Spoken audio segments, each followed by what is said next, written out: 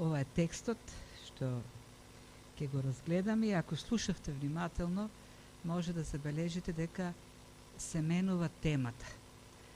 До сега повеќе се говореше за црквата како за односите меѓу различните групи, за блудството, за слободата како таа се користи, а овдека веќе од вториот стих на 12 глава влегуваме во нова тема, тоест запливуваме во нови води, кои не се во никој случај поспокојни, помирни од претходните. Ако досега темите беа така тешки, се говореше за конфликти, за сериозни гревови од црквата, за злоупотребата на христијанската слобода, од тука натаму текот станува уште побурен. И апостол Павле се занимава со самото поклонение во црквата, со служењето и дава некои корективи.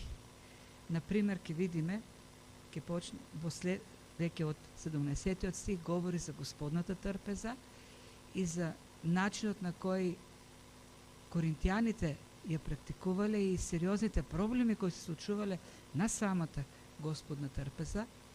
Потоа ќе се префрлиме на даровите што Бог им ги дал и злоупотребата со духовните дарови, па потоа ќе говори за редот кој треба да постои на богослужбата, па и на крајот веќе се оние тешките теми за воскресението на Христос. А целиот тој дел почнува со исто така една тема која е тешка и за слушање, и за проповедање, и за слушање, но и за примена, а тоа се односите на мажот и жената во самото поклонение и во семејството. Така да, ако досега темите беа сложни, апостол Павле говореше за брачното легло, за оние што живеат сами, за оние што се во брак, за оние што блудствуваат во јавните куки, од тука натаму стануваат уште поделикатни работите. Исто така, убаво е да предупредиме дека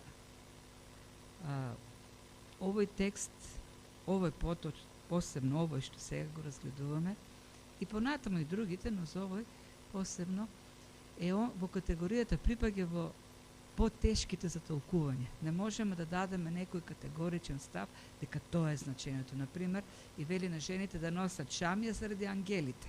Кој може да го свати сега тоа? Зошто баш заради ангелите? Има различни толкувања, ние ќе се обидеме да го дадеме она што најмногу се совпаѓа со целиот контекст овдека, што е даден во овој стих. Но, без разлика, независно од сите тие заплетканости кои ќе ги сретнеме, има јасни нешта, многу јасни нешта, и секогаш во секој текст најважно е на јасното. Штом Бог решил да тие нешта да ги представи многу јасно, тоа значи дека тие се важните нешта. Другите, што не се кажани толку јасно, веројатно не се толку важни. Но самата порака е јасна, е предизвикувачка и многу полезна. И принципите кои стојат овдека се валидни. Валидни за секоја црква во сите времиња. Ке видиме самиот текст е поделен на природно така е поделен на неколку дела. Прво, апостол Павле дава една пофалба, малку зачудувачки е, но пак, сепак ги пофалува луѓето во Коринт за верноста која покажуваат кон пазењето на преданието. Тоест, тоа што тие се верни, се придржуваат кон преданието. Ке видиме кој е поентата. Потоа го кажува проблемот кој е во црквата, дава еден принцип кој се однесува на тој проблем и неколку извлечени принципи од тој главен принцип и на крајот дава неколку така аргументи кои го подкрепуваат тој принцип. И во крајна мера секако едни вечни принципи кои се валидни за сите нас. И ќе се обидеме да го видиме текстот во длабочината Не да се задржиме само на културниот проблем кој постоел тогаш во црквата во Корин, туку да видиме како тој проблем всушност се повторува и зазима по-сериозни рамки и денеска во современиот свет. Ајде да го видиме прво проблемот. Иако проблемот, апостол Павле не започнал со проблемот во вториот стих, тоа од третиот стих и натаму, но тоа е најважното за нас. Но пред да поминеме на проблемот, да кажеме еден генерален став. Денес е популарен феминизмот. Феминизмот кој се бори за премавнување на границата меѓу мажот и жената. Жените, тоест борбата на феминистите е изедначување некако или достигање, тие сметаат дека жената е пониско рангирана низ вековите, таа треба да го достигне рангот на мажот. Меѓутоа, има едно крило феминистичко кое е водено од една од најпознатите феминистки, Джермин Грир, австралијанка, веќе е над 80 на години, и таа во последните 50 и повеќе години е водечка на тој план и навлече многу гнев на себе, особено од оние у последно време познатите трансгендер, или како да ги наречеме, или застапниците на родовата филозофија. Која е поентата всушност?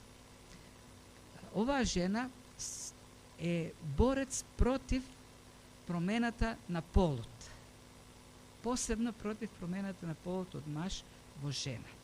Таа вели, жената е нешто супериорно, таа е посупериорна од мажот и не може маж да стане жена. Тоа е незината поедовна позиција. Вистинска жена е онаа жена која е родена како жена. И има мажи кои осознале дека жените се нешто повеќе, па сега со физичка промена сакат да станат жени. И Джермин вели, не може. Тоа е право само на жената. Колку мажот да се обидува физички да се менува, да облекува женска облека, да физички да се, нели, телото да си го променува и да носи и фризура и што или да прави, тој не може да биде жена. Жената се раѓа како жена и она која е родена како жена може навистина да искуси што значи да се биде жена. И таа ги советува сите жени да се борат, остро да се борат против обидите на мажите да стануват жени. И жената е многу во право. Иако е тврдокорна атеистка, можеме да кажеме дека е на библиски позиции.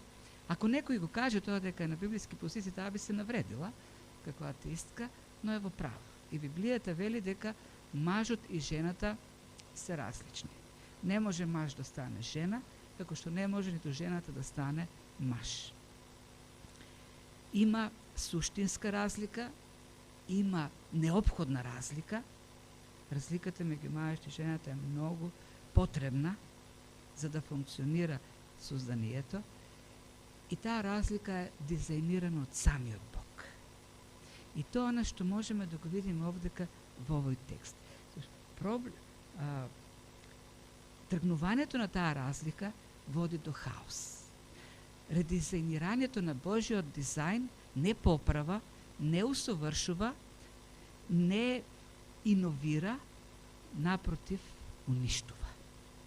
И тоа на што, нели, ќе го видиме овдека во овој текст. Така да, тој проблем со трагнување на таа полова различност е проблемот кој го среќаваме и во овој текст, во Коринската црква. Дали секој маж кој се моли или пророкува со покриена глава, ја срамоти својата глава. А пак секоја жена која се моли или пророкува гологлава, ја срамоти главата своја. Зашто тоа е исто како да е истрижена. Ако жената не сака да се покрива, тогаш нека се стриже.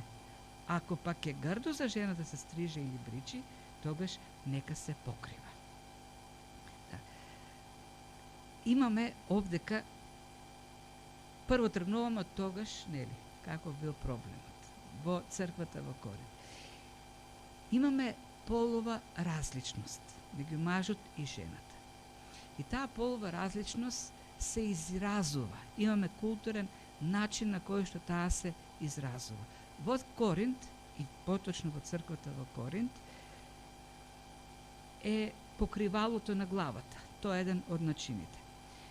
И по се изгледа, што апостол Павле го пишува ова, имало жени кои ја тргнувале шамијата, покривалото, забратката, како да кажеме, зашто таа забратка која е културниот начин да се покаже различноста меѓу мажот и жената. Можеби, и сега тоа е оној поширокиот контекст, говоревме неколку недели за слободата во Христос. И чуле дека апостол Павле проповеда во Христос нема веќе маж, нема жена, нема разлика. Во Христос, пред Христос. Тоа е слободата што Христос ни ја дава. И тие може би си кажале, либертинците жени, од тоа крило, нема веќе маж, нема жена, нема разлика меѓу мажот и жената. Тоа зошто сега да носиме покривало? Ако мажите не мора да носат, зошто пак и ние да носиме? Очигледно има таков некаков проблем. И апостол Павле за тоа нели говори, маж не може да се стави шамија. Срамно е мажот да се стави шамија. Не може мажот да биде жена. Представете си да видите на улица маж кој си ставил женска шамија. Веќе го прават и тоа.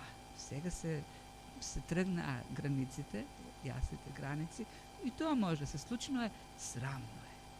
Срамно е. Исто така вели како што е срамно мажот да си стави шамија, срамно е жената да оди без шамија. Зашто тоа е културата, тоа е разликата меѓу мажот и жената. Имало една друг момент, единствено гологлави, тоа без шамија, со распуштени коси оделе куртизанките, и тоа елитните проститутки. Они обичните проститутки дури и тие носеле шамија, само они елитните. Тоа било така како нивно право си го земале. И сега, затоа вели апостол Павле, во општеството е срамно жена да оди без шамија, зашто ако оди без шамија, тоа е еден срамен чин за самата жена, тоа покажува друг идентитет, срамен, блуднички идентитет, а пак последниот срам за една жена е да биде истрижена. И имало такви ситуации кога жена била фаќена во блудство, таа била стрижена. И тоа веќе е јавниот срам за жената.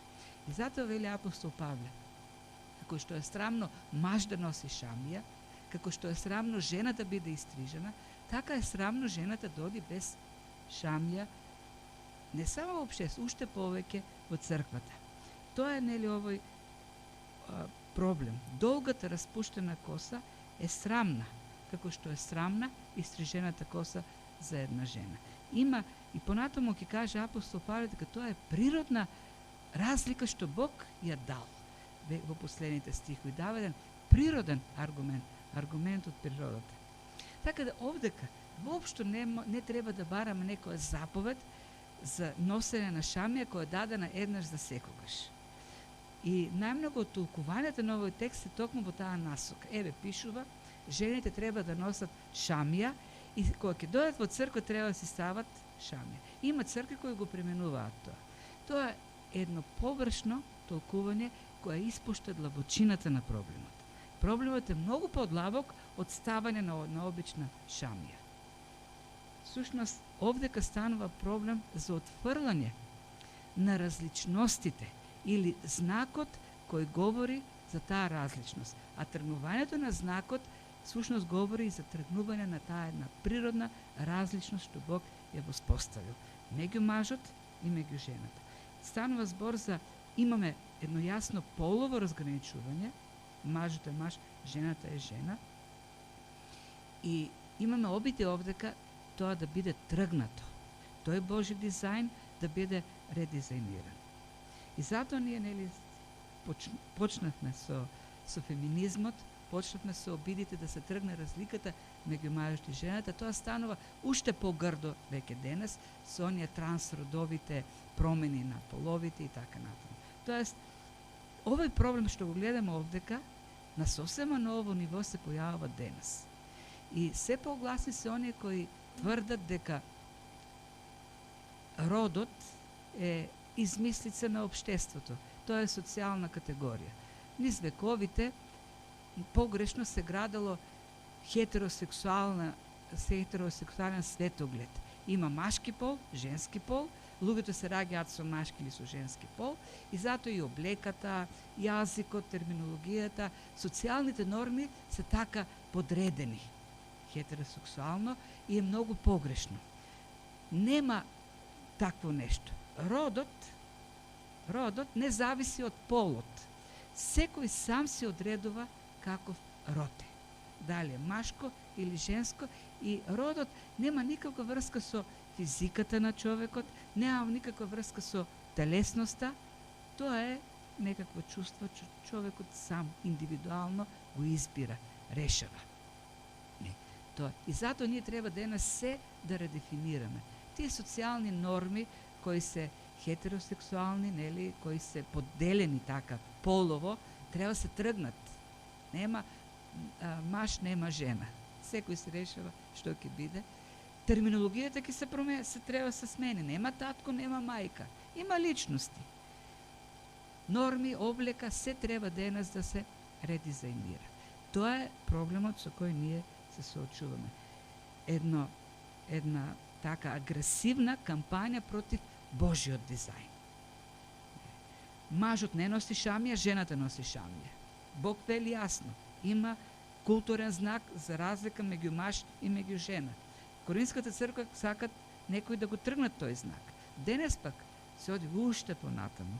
Не само тргнување на знакот, туку воопшто целосно редефинирање на се. Така, овој текст содржи многу подлабоко значење и праќа многу подлабока порака од некаква проста заповед да се носи шамија во црква. Овој текст говори за различност, за односите меѓу мажот и жената воопшто, и во семејството, и во општеството, и во црквата, за време на поклонението. Како тие треба да се однесуваат. Тоа е првото нешто што може да го видиме. Проблемот е слој. Има нешто што е одредено за мажите, нешто што е одредено за жените. И тоа не може да се променува. Тоа така Бог го поставил. Другото нешто што е второто, како еден предтекст на она што ќе следи понатаму, е една пофалба.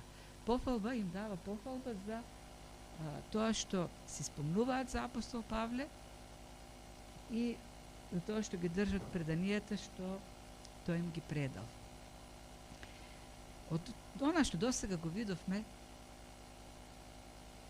прави впечаток дека кога се спомнуваат за апостол Павле, тие не се спомнуваат секогаш убаво, туку го судаат, го критикуваат, го негираат, но овдека тој ги фали.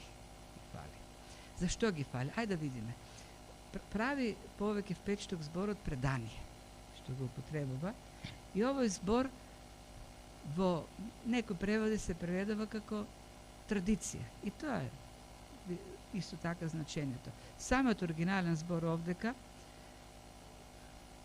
е да пренесеш нешто, да предадеш нешто. Зборот традиција, тоа значи, традиторе значи пренесување. Како што значи зборот предание, предавач, нешто предаваш. Може да предаваш материјал, може да предаваш култура, може да предаваш обичаи и така натаму. И кога и овој овдека збор, употребата на зборот традиција или предание се користи неправилно од некои цркви, за да кажеш, еве гледате колку е важна традицијата, колку е важно преданието. Апостол Павле ги фали заради тоа што тие ги држат традицијата. Но кога говори за предание Павле, овдека мисли тој на учење што тој им го предал. Тоа е предавањето. Не некаква вековна традиција, учење што тој им го предал. Истата идеја имаме во 2 Солунци 2.15. каде што пак ги фали, тоест ги советува. Вели така, браке, стоите и држете ги преданијата што ги научивте, било преку нашето слово, било преку нашето послание. Јасно станува дека преданието или традицијата е Христовото учење и апостолите како тие го пренесуваат. Така да единствено предание и единствена традиција која ние треба да ја држиме е Словото. Онаа учење што го оставија апостолите.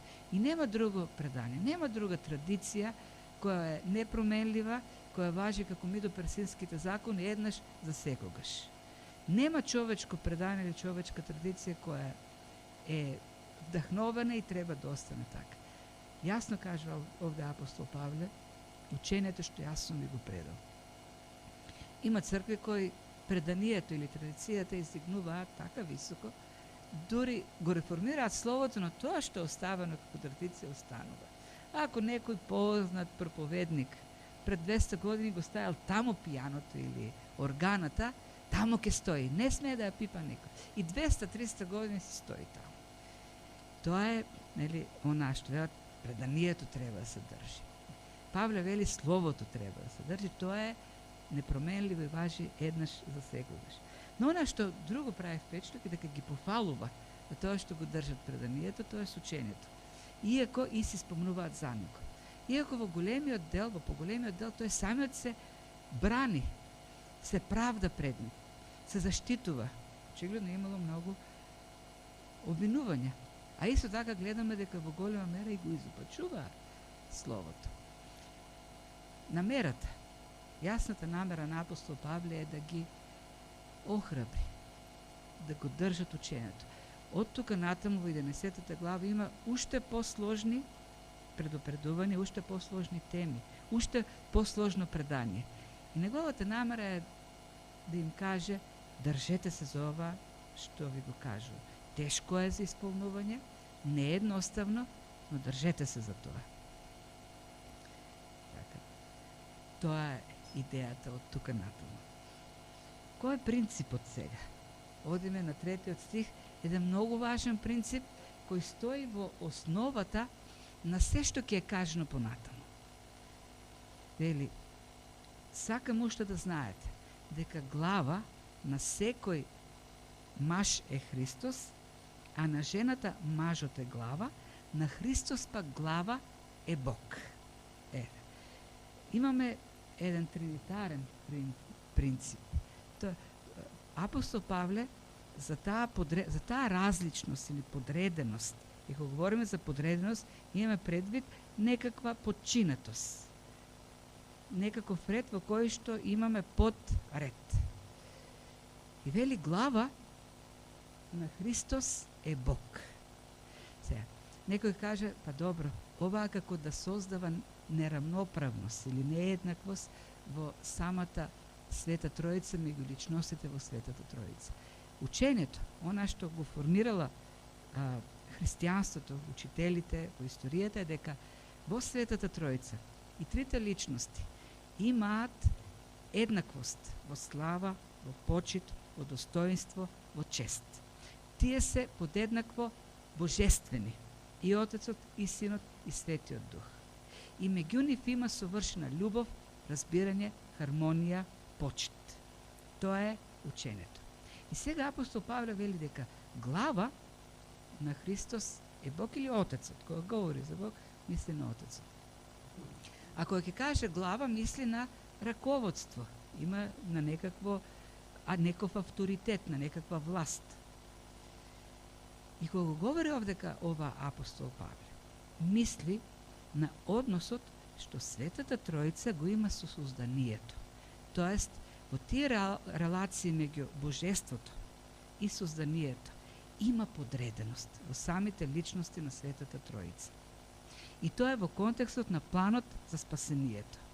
Христос е тој, или Синот Божи, Логосот, второто лице, е тоа кој стана човек, Логосот, Синот стана човек. И не само што стана човек, стана слуга, стана послушен, вели Павле, дури до смрт, покорен до смрт. И сето тоа е во рамките на Божиот план за спасение. И кога Синот се покори на Отецот.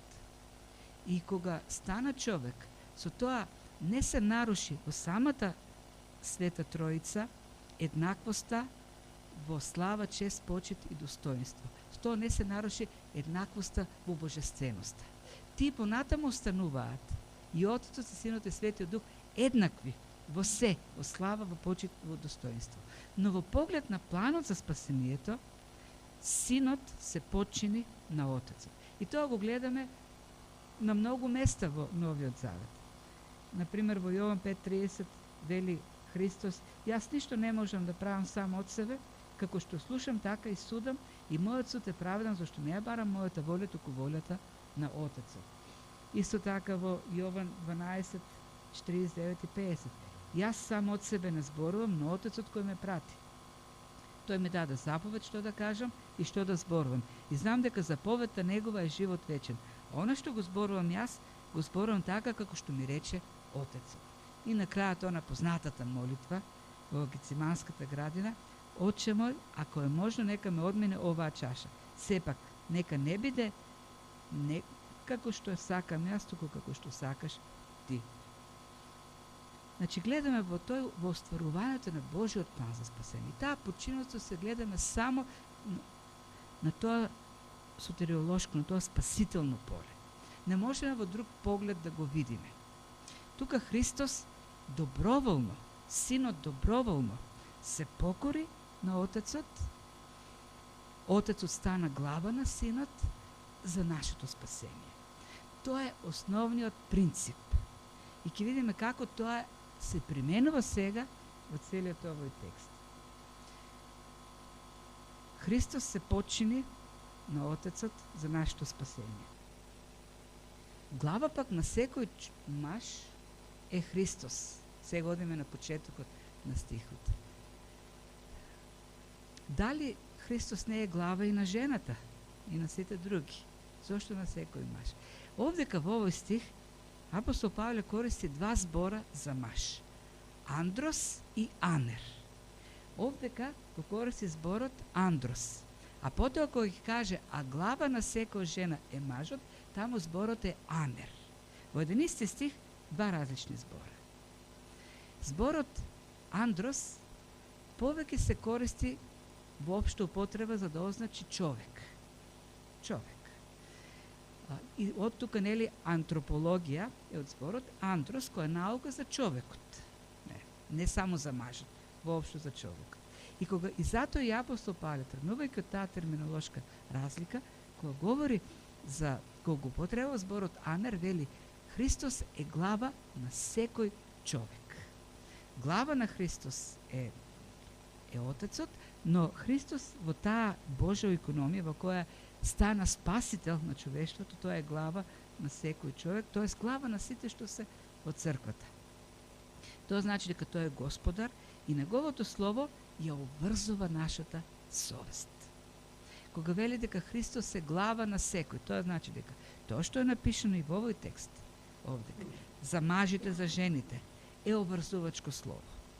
Не може никој да го промени тоа слово, зашто тоа слово доаѓа од главата. Тоа е Божото слово. А пак се започнува, оваа глава во првиот стих започнува со заповедта да го имитираме Христос, она како што Павле го имитира Христос. А Христос што направи? Како го имитираме Христос? Ние треба да му се подчиниме, да му се покориме како на глава. И покорувајќи се, да го имитираме. А што направи Христос? Доброволно се покори на Отецот за нашето спасение. Ако нашата глава покажа пример на покорство, нашата имитација значи и ние таа покорност да ја покажуваме. Она природна покорност што се бара поради онаа природна различност што Бог е создал во созданието. Значи, прво, имаме еден пример во самата Света Троица за покорност. Потоа вели, во самото создание пак имаме ред. Христос е главата на сите, а пак на жената мажот е глава. Подреденост. луѓето бараат на Фейсбук да напишат нешто така предизвикувачко и да има многу реакции, лајкови, коментари. Напишете го ова и ќе видите колку ќе има интерес и колку ќе има различни спротивставени ставови. Денес е неприфатливо да кажеш дека глава на жената е мажот. Ке те обесат, ке те раскинат на Фейсбук. Меѓутоа, независно од се, Павле дава еден куп аргументи со кои докажува дека е така. Дека постои различност и постои подреденост. Дури во самата Света Троица, кога стана збор за созданието, има подреденост. Не збориме за вечните односи во Светата Троица, туку збориме за односите во созданието. Има подреденост. Самата Света Троица се подредила, се подчинила кога станува збор за созданието. И самото создание е направено на така, е дизајнирано, за да има подреденост. Така функционира и тоа е совршенството и тоа е убавината. Не. Така, и тоа не е само овде кажано, например, го имаме во Ефесијаните 5:22, жени, покорувајте им се на мажите своји како на Господ. Потоа 1 Петар 3:1, и вие жените бидете им покорни на своите мажи и така натаму. Но кога говориме овде за глава и покорство, Христос е даден како примерот, како моделот. Христос е глава на сите. Ние треба да го имитираме Христос. Сите глави треба да го имитираат Христос. Христос како глава што направи? Христос си ја даде главата на крајот. Си ја стави главата на екзекуција за оние на кои што тоа е главата. Христос се покори на Отецот и стана глава на сите за да донесе спасение. Тој како глава умре за сите. Си го даде животот за сите. И тоа значи да бидеш глава. Мажите или тоа водаштво кое се бара од мажот, всушност е служителско водаштво. Не е шовинистичко, не е диктаторско. И тоа е редот во општеството. Главата секогаш е поставен како глава за да служи, да дава пример, да се покорува на она глава што е над него, а да се жртвува за оние што се под него. Тоа е Божиот дизајн, тоа е Божиот ред. Редот што Бог го поставил. Проблемот е што во гревот човекот ги изопачува намерите на Бог. И обично главите стануваат диктатори. Главите стануваат, злоупотребуваат со власта. Власта е, и тоа е примерот што Христос ни го даде, да служи на останатите, на оние што се под него. А жената треба да се покори на главата, тоест на мажот, како на Господ, она како што се покорува. Но во сето тоа го имаме пак, нели, тој модел. И сега кога говориме, и ќе го видиме тоа, нели, многу јасно, да се таа подреденост е во поглед на водаштво и во поглед на власт, а не во поглед на достоинство, на чест и на почит, како што е и во Светата Троица. Апостол Павле нарочно го дава моделот на Светата Троица, за да покаже дека ако некој се покори на другиот, тоа не значи дека го губи достоинството, честа, суштината, не губи славата или почитта. Иако синот се покори на Отецот, тој останува исто така божествен како и Отецот, не губејќи ништо од својата слава, чест и почит. Така и во таа подреденост во созданието.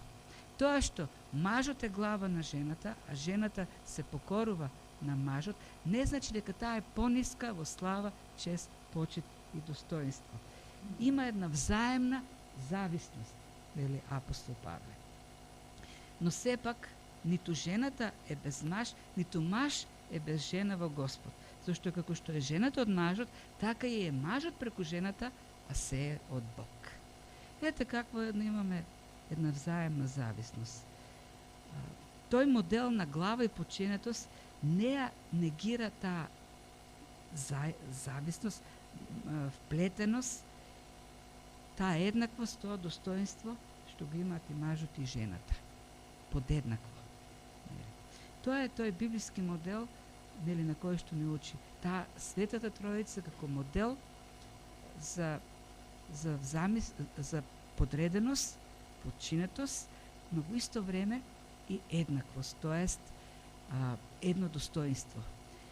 Во дефиницијата за Светата Троица вели, така е формулирано, дека тие се божество заедно. Отецот, Синот и Светиот Дух се божество заедно. Отецот не може да биде Бог без Синот и Светиот Дух, Синот не може да биде Бог без Отецот и Светиот Дух, Светиот Дух не може да биде Бог без Отецот и Синот. Тие споделуваат една божествена природа и во таа една божествена природа тие создаваат Бог. Заедно тие се Бог.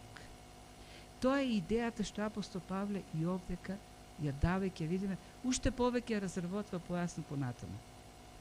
Тие заедно го имат достоинството, мажот и жената. Заедно имат славата, тие се буквално вплетени, умрежени. А во сето тоа, покорството на Синот кон Отецот беше начин на кој што се осигури нашето спасение. Тој беше покорен дури до смрти. Тоа е основниот принцип. Тоа е основниот мотив, всушност, на крајот на краиштата.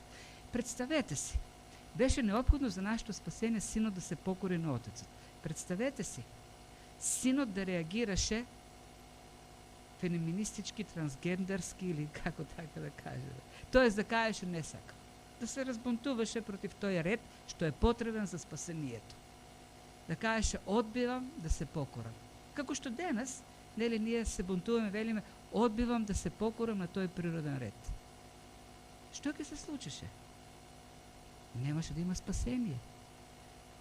Немаше да има Евангелие. Ние ќе бевме загубени еднаш за секогаш. Нашето спасение е резултат, благодарение на доброволното покорство на Синот, што го покажа кон Отецот. И тој како модел е даден и овдека меѓу нас да има такво доброволно покорство. Тој најмалку беше должен да се покори, Синот, но тој сепак се покори за спасение. И ние уште по-доброволно сега треба да го имитираме тој модел на пожртвувано покорување. Така да гледаме дека еден принцип кој е моделиран според односите во Светата Троица према созданието, но во сето тоа се зачува дигнитетот, зависноста, равноправноста и честа. Тоа уште по-јасно е кажано во овие неколку аргументи. Прво кажува за еден поредок кој постои во созданието. Продолжува тој принцип, основен што го даде во овие три стиха сега, од 7 стих натаму се докажува, се аргументира. И така вели, мажот не треба да ја покрива главата своја, зашто е образ и слава Божја, а жената е слава на мажот. Зашто не мажот е од жената, туку жената од мажот. И мажот не е создаден за жената, туку жената за мажот. Затоа жената треба да има глава, на главата своја знак од власта на мажот над неа. И се овде като тој говори така, како поредок, тоа е хронологија во созданието. И навистина, прво беше создаден мажот. Мажот по Божи образ и подобие. Тоа не значи дека жената не беше создадена по Божи образ. Но тој говори за хронологија. Еден ред има во созданието. И навистина е дека не мажот, дека жената беше создадена потоа за мажот. Бог рече да му создадеме помошник на мажот, соодветен помошник. И тука имаме пак една подреденост во тоа создание. Меѓутоа има една работа која истакнува апостол Павле и вели, жената е слава на мажот. Значи, мажот е создаден според славата и образот на Бог, меѓутоа самата слава на мажот е во жената. Тоест, мажот ја добива славата преку жената. И тоа како? Преку достоинството што го покажува на жената. Секој маж покажува достоинство, почит и се грижи за славата, она што му носи слава. И тука е таа идеја. Мажот без жената е без слава. Мажот што ја гази жената си ја гази славата. Мажот што ја издига, жената се издига славата. Каква имаме овдека, модерно кажано, една вмреженост, имаме мрежна технологија. Не може жената да ја оствари, бидејќи мажот е Божјот образ и подобие. Жената не може да ја постигне тој образ и подобие без мажот, а мажот пак не може да ја постигне славата без жената која нејзина слава. Така да имаме зависност, нема вајрлес, нема сегрегација, туку имаме едно плетување, зависност, многу силна взаемна зависност. Тоа е Божјиот дизајн. За да бидат нештата комплетни, за да бидат, да функционираат на совршен, на најдобар начин, така е поставена. Таа подреденост е дадена. Дури самата Света Троица се почини на таа подреденост, кога станува збор за созданието, во поглед на односите на созданието. Така, а покривалото пак овдека е дадено како знакот што треба да го носи жената во таа подчинетост. Тоа е тој ред во созданието како еден аргумент. Тој е аргумент во самото создание дека е така. Има подреденост. Сега доаѓа до ангелите и тоа најтака дискутабилната тема. Зошто па сега заради ангелите треба да ги покриваат жените своите глави?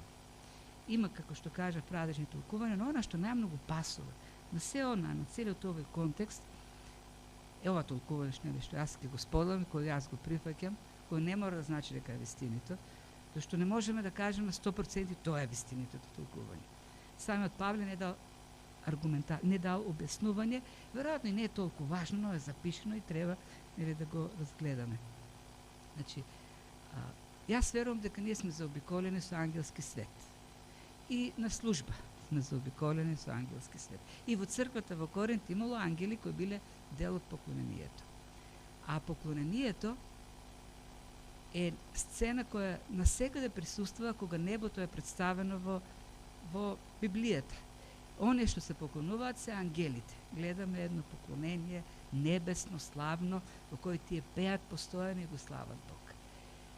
И тие го слават Бог и му се покоруваат само заради тоа што Бог е нивниот создател. Нема друга причина. Тоа е, тие го прославуваат Бог како создателот, господарот, царот на царевите, оној што седи на престолот и управува. Сега, во црквата пак ангелите гледаат друго создание, нас не гледаат, кои се објект на една посебна Божја љубов. Бидејќи Христос се покори на Отецот за да умре за човекот. Ние сме објект на љубовта каква што не се ангелите. Ангелите се поклонуваат, се покоруваат, а пак луѓето, и тој гледа таму во Коринт, жени кои се бунтуваат, иако Христос покажал многу повеќе љубов кон нив отколку како ангелите. И тоа е неочекувано, неверојатно за ангелите. Се чудат се, како може луѓето за кои што Бог умрел не се покоруваат, а ние оддаваме вечна слава, почит и чест. И според тоа толкување, гледајќи го ние таа подреденост, зошто Христос умре, зошто се покори, вели апостол Павле, заради ангелите, кои покажуваат поклонение и покорност, иако не ја добиле таа почит или таа жртва што Бог ја направи за човекот. Заради ни вели, спазувајте го тој природен ред на покорство, таа природна подреденост. Има природни норми, вели апостол Павле. Те вели, просудете сами. Доликува ли на жена да му се моли на Бог гологлава? Нели самата природа ви учи дека е срамно за мажот да има долга коса? Да, еден природен аргумент. Но ако жената си остави косата, тоа украс за неја, бидејќи косата е дадена место превес. Аргумент многу јасен од природата. Во историјата, погледнато историски, сега се менуваат работите, но погледнато е низ целата историја, жената е таа што носи долга коса. Жената е таа која си прави фризури на косата. Тоа е нешто што е дадено како дизајн од Бог за жената и за мажот. Да, може мажот во одреден одреден период да сака да носи долга коса, меѓутоа и природно е невозможно. Пред неколку дена имавме струмичка вечер, трета поред, ние бевме за прв пат, и после 30-40 години можев да видам некои познати мои луѓе што ги знам од Струмица. И да ви кажам, многу од мажите едва ги познав. На времето носеа такви new wave, како ги вика тие фризури, новоромантичарски од 80-тите години. Тоа беше модерно да се носат тука едни позади шишки, па тука да прават едни такви работи. Сега 80% беа гологлави. Им паднала косата. Ама на мажите, на жените, на сите им беше убава густа, убави фризури. Тоа е природниот аргумент што вели апостол Павле. Жената, Бог дал коса на жената и жената се гордее со својата коса. За мажот косата и не е толку важна, зашто и не може да биде важна. Зашто со текот на времето има голема веројатност да ја загуби. Зашто Бог не дал коса на мажот. И тоа е вели природниот аргумент овде. Има различност во самата природа. Бог така ги создал работите. Сите ние, дури да не ни падне, ни се разречува косата. Ако се вратиме слики назад од пред 30 години, ќе видиме колку ни е поразред и колку ни се оголило на сите челото. Тоа е природен аргумент. И вели Павле, не може жената да биде маж и мажот не може да биде жена. Има поделба, има различност. Ние сме заемно зависни, тоа е вистината, но не сме заемно заменливи. Не можам јас мојата жена да заменам со маж. Можам, бидејќи жената е за мажот, не е мажот за мажот. Има, и ова го кажу, тој повеќе како аргумент во културниот проблем во црквата во Коринт. Жените имаат долги коси, тие коси треба да се покриваат како знак за таа подчинетост. Тоа е чисто културен проблем, кој ние денес го немаме, меѓутоа принципот овдека е важен и е валиден за сите времиња. И на крајот говори за една пракса која има апостолската или Божјата црква. Ако некој сака да се препира, ние немаме таков обичај, ниту црквите Божји. Тоа ние си имаме наша пракса, наши обичаи, наше предание. И ние се држиме до нашето предание. Ние стоиме на преданието, без да се препираме. Нашето предание не е предание на препирање, туку на послушност, на покорност. Црквата во Коринт била иновативна, така да кажеме, модерна. Во тоа време, навистина, Коринт бил модерен град и црквата вовела некои новитети кои биле несоодветни на културата и на праксата на тогашната црква. Апостол Павле вели, си имаме ние обичаи, си имаме ние апостолско предание, црковно предание кое се темели на Христос и на апостолите. И тука нема компромиси, за тоа нема компромиси. Може да бидеме иновативни во се, но во тие принципи овдека не можеме. Тие се дадени како закон. Зашто на тоа се темели целиот подредок во општеството. Денес новитети има многу модерни учења, многу модерни идеи, меѓутоа ова што го говориме овдека, тие принципи се дел од христијанското учеништво кои не може да се реформираат, се устануваат. Никој не смее, не може, нема право тоа да го променува.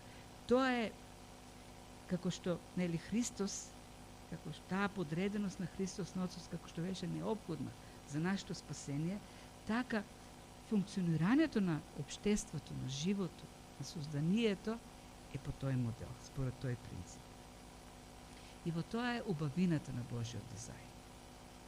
Секој обид да се реформира тој Божи дизајн, бидејќи ние мислиме дека сме попаметни од Бог и можеме сега да го напредиме. Тоа што било 2000, 3000, 5000 години како норми во општеството, сега ние ќе ги промениме. Ќе ги тргнеме по ловите и секој ќе се решава каков род да е и така натаму. Мислиме дека со тоа ќе унапредниме, но гледаме дека тоа е деструктивно. Тоа води кон пропаст. Затоа, ако единствено црквата, христијаните кои се организираат и како семејства и како живот на овие принципи, може да донесат едно убаво сведоштво за самиот Бог, за убавината. И ние сите тие овие работи што се случуваат како нови денеска, како нови представи, нови социјални некои иновации, како да кажеме, го фрагментираат општеството. Ма вистина го разделуваат, го разцепуваат. Нивните намери или она што се пропагира денес како слобода, толеранција и така натаму, кој треба да донесе сближување и така натаму, гледаме уште повеќе расцепкува. Се почна со премавнување нели на родот, на полот, секој сам да избере каков род е, и денеска на интернет ви може да најдете 50 народови. Нема само два. Сега не знам какви се. Ке се зачудите до кај стигна денес светот во дефинирање на различни родови. Дури смешни се сите тие родови подоби денес. Се знаеш дека има машки род, женски род, среден род. Сега има 50 народови. И како што тргна ќе стигна дека секој човек ќе се биде род некој ден. И Петр прави вака, гледајќи од таблетот, и многу е го прави.